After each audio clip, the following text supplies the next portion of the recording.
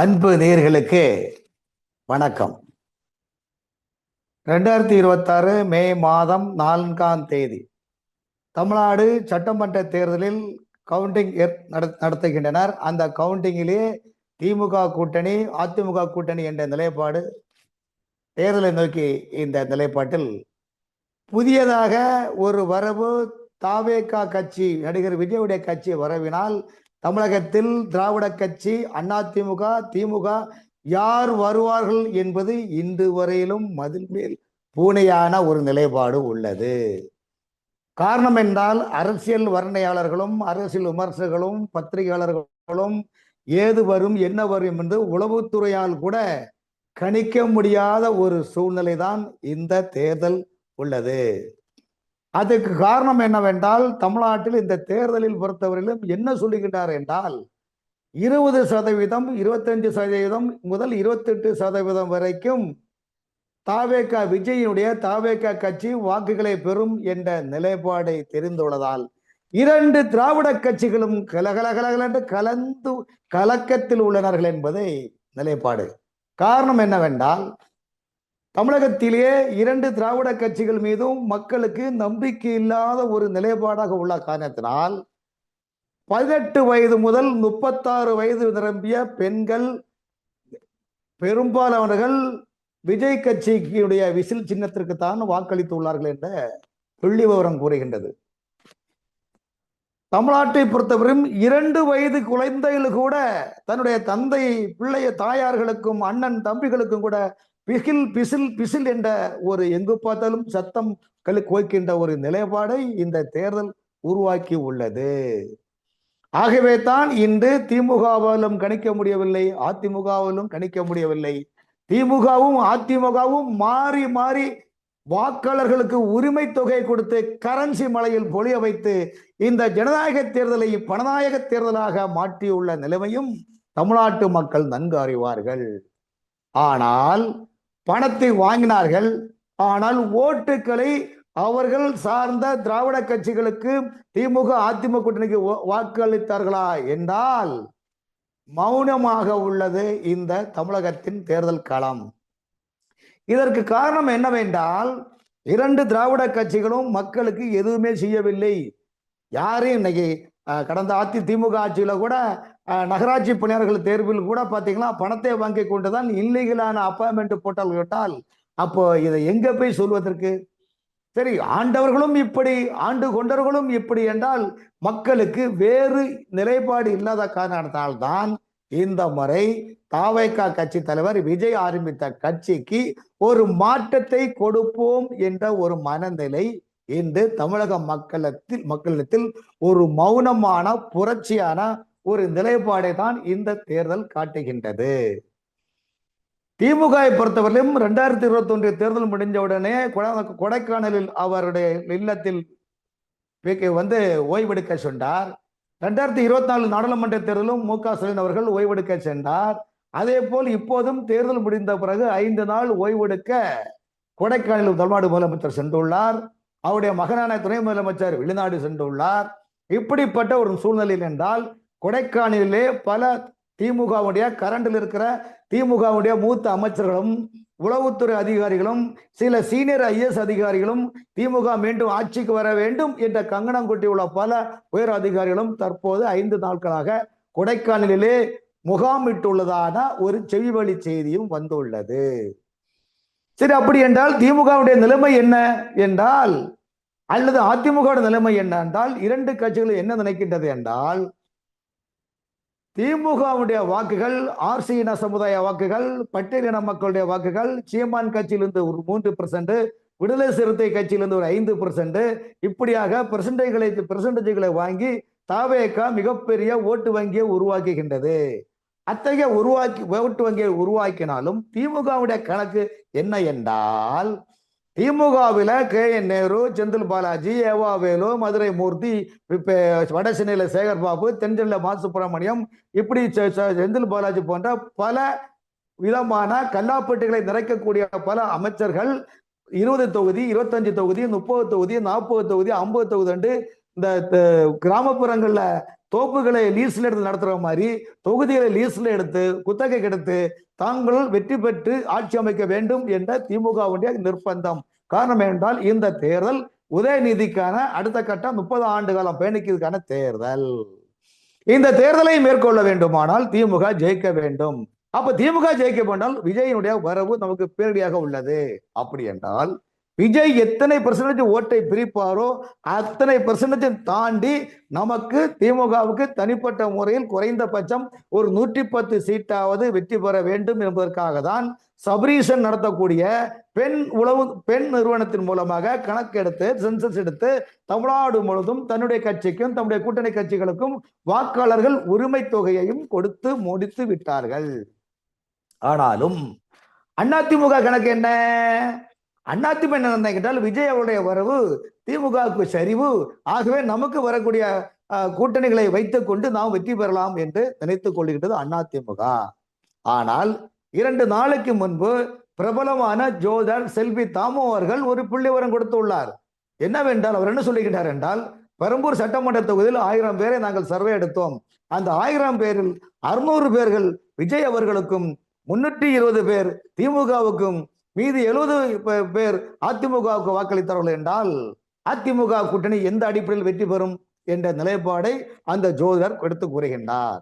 அதையும் நாம் சிந்திக்க வேண்டிய ஒரு தருணத்தில் உள்ளோம். சரி, இப்போ 4ஆம் தேதி திமுக 2 கட்சிகளும் அதிமுக கூட்டணி திமுக கூட்டணி தவேக மூன்றும் எதிர்பார்ப்புடன் உள்ளது. யார் நாற்காலியை அலங்கரிப்பது, யார் நாற்காலியை பிரிப்பது? இந்த நாற்காலியை பிரிக்கின்ற போது ஒரு கட்சி என்ன நினைக்கின்றது என்றால், அப்படி போடு போடு போடு அசத்தி போடு கண்ணாலே, இப்படி போடு போடு போடு இந்த நடை போதுமா, இன்னும் கொஞ்சம் வேண்டுமான்னு ஒரு கட்சியுடைய தொண்டர்களும் நினைக்கின்றார்கள். அதே கட்சி தொண்டர்கள் கோடம்பாக்கம் ஏரியா ஓட்டு கேட்டு என்னோட ஆட ரெடியா, அத்தாடி அத்தாடி என்ன என்ன என்ன பொல்லாப்பு சிவகாசி தானே கொளுத்து மத்தாப்புன்னு அதுல ஒரு கட்சிக்காரங்களும் இந்த மாதிரி ஒரு பாடலை பாடுவதற்கான மனநிலையும் உள்ளார்கள். ஆனால் இன்னொரு கட்சி என்ன நினைக்கின்றால், நான் வெற்றி பெற்றவன், இமயம் தொட்டு விட்டவன், தீயை மூட்டி விட்டவன், பகையை தொட்டு மூட்டி விட்டவன், என் வீரனே வானிலே என்று நிலைக்கின்றது.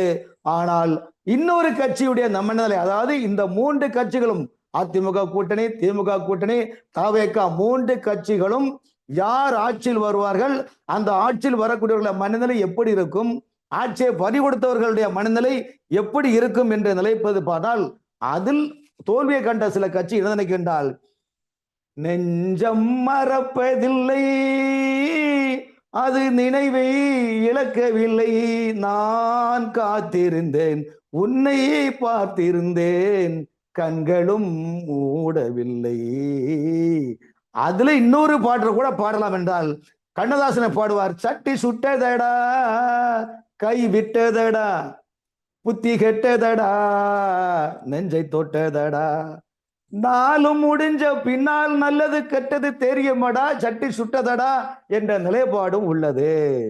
இந்த சூழ்நிலையில் நாம் நினைத்தோமே ஆனால் அது இன்னொரு பாடலும் கூட பாடு என்றால், பூமி எங்கும் பூந்தோட்டம் நாம் காண வேண்டும், புது தெண்டலே பூக்களில் வசிக்கும் ஆகாய மேகங்கள் நீரூட்ட வேண்டும், அந்தி மலையில் மலர்களும் குளிர்க்கும், அருவிகளே ராகம் தரும், அதில் நனைந்தால் தாகம் வரும், தேவதை வழியிலே அமுத அலை கனவுகள் வளர்க்கும், கல்லூர்களும் உன் பார்வை, தோகையில் அம்மையிலாடி வரும் வானில் மழை வருமோ, கோதையின் இவள் வெளி 100 கவிதைகள் நாளும் எழுந்திடுமோ என்ற ஒரு நிலைப்பாடும் பாடலான தோடக்கூடிய. ஏன் இந்த பாடலை 3 கட்சிகள் தான் ஆட்சியை பிடிப்பது யார் என்பதை கங்கணம் கட்டிக் கொண்டிருக்கின்றன.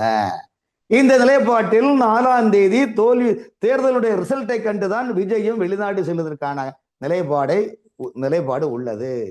இத்தகைய சூழ்நிலையில் தமிழகத்தில் 62 67 62 67 72 77 எல்லாம் தமிழ்நாட்டில் மாறி மாறி திராவிட கட்சிகள் வந்தார்கள். ஆனால் இந்த தேர்தலில் யார் ஜெயிப்பேன் என்று யாராலும் கருத முடியாத ஒரு சூழ்நிலை என்றால், தவேகவுடைய வரவு இளம் தலைமுறைய ஒரு மாற்றத்தை கொண்டு வர வேண்டும் என்று மக்கள் நினைக்கின்றார்கள் என்பதைத்தான் இந்த தேர்தல் கொடுக்கட்டும் பாடம். தமிழ்நாடு அரசியலிலே இந்த அளவுக்கு பணத்தை கரன்சி மலைமல் திருச்சியிலே நிற்கக்கூடிய ஒரு பெண் வேட்பாளர் ஒரு ஓட்டுக்கு 25,000 ரூபாய் கொடுக்கின்றார். அதே பெண் வேட்பாளரின் மருமகன் ஒருவர் சென்னையிலே நிற்கின்றார், ஒரு ஓட்டுக்கு 5,000 ரூபாய் கொடுக்கின்றார். இதற்கு பேர் தான் ஜனநாயகமா? இதற்கு பேர் தான் ஜனநாயகமா? ஜனநாயகம் என்ற பெயரை வைத்து பணத்தால் கரன்சி மலையால் அர்ச்சனை செய்ய வைத்து இதன் பேர் பணநாயகமா அல்லது ஜனநாயகமா என்றது கேள்விக்கான ஒரு சூழ்நிலை. தேர்தல் ஆணையம் நடவடிக்கை என்ன எடுத்தது? ஃபிளையிங் ஸ்குவாட் நடவடிக்கை என்ன எடுத்தது? அப்படி என்றால் இதற்கு ஃபிளையிங் ஸ்குவாடோ தேர்தல் ஆணையமே தேவையில்லையே. உங்களுக்கு பணம் போட்டு ஓட்டு போடுங்க பண்ணலாமே. அப்ப இது யாரை முட்டாளாக்குவது? இத்தகைய சூழ்நிலையை தான் முற்றுப்புள்ளி வைக்க வேண்டும் என்றுதான் இன்று தமிழ்நாட்டு மக்கள் மிகப்பெரிய மாற்றத்தை கொடுத்து உள்ளார்கள். இதில் யார் மாற்றத்தில் ஏற்றம் புரிகிறார்களோ, யார் ஏமாற்றத்தை புரிகிறார்கள் என்பதுதான் இந்த தேர்தல் சொல்லும் பாடம்.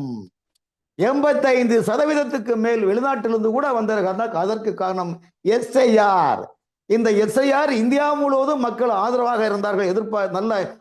ஆனால் தமிழகத்தில் திராவிட முன்னேற்ற கழகம் எஸ்ஐஆர் வேண்டாம், எஸ்ஐஆர் வேண்டாம் என்று மக்களை பயமுறுத்தி கொண்டிருந்தன. 90 லட்சம் வாக்குகளை களையெடுக்கப்பட்டன. அதில் 20 லட்சம் வாக்குகள் சரி செய்யப்பட்டன. ஆகவே இந்த தேர்தலை பொறுத்தவரையிலும் எஸ்ஐஆருக்கு முன்பு எஸ்ஐஆருக்கு பின்பு என்பதை பார்த்தோமானால், எஸ்ஐஆர் ஆய்வு செய்த பிறகு, எஸ்ஐஆர் கணக்கெடுத்த பிறகு பீகார் மாநிலத்தில் பாஜக வெற்றி பெற்றது. ஆகவே எஸ்ஐஆருக்கு பிறகு தமிழ்நாட்டில் நடக்கின்ற 5 மாநில தேர்தலில் தமிழகத்தில் என்டிஏ கூட்டணி வெற்றி பெறும் என்பது பாஜக அதிமுகவுடைய ஒரு கணக்கான ஒரு நிலைப்பாடு உள்ளது.